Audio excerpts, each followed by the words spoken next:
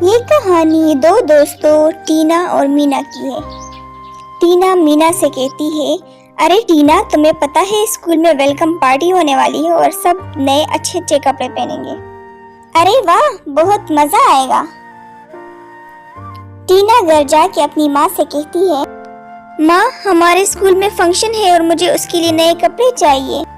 ٹھیک ہے، جب تمہارے ابو آئیں گے تو ان سے کہہ دینا۔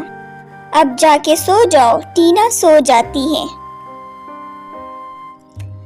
اگلی صبح ٹینا کے ابو کام سے واپس آتے ہیں تو ٹینا ان سے فرمائش کرتی ہے کہ مجھے نئے کپڑے چاہیے۔ ابو کہتے ہیں کہ بیٹا، میرے پاس بالکل پیسے نہیں ہیں، اور ٹینا اداس اپنے کمرے میں چلی جاتی ہے۔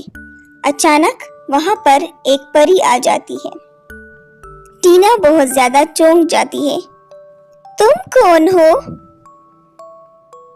ٹینا، تم فکر نہ کرو، تمہیں کپڑوں کی ضرورت ہے نا، میں تمہیں دلاؤں گی، اور وہ چڑی گھما کر ٹینا کو نئے کپڑے دلاتی ہے۔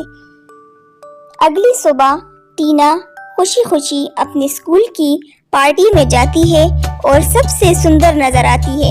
سب اس کی بہت زیادہ تعریف کرتے ہیں۔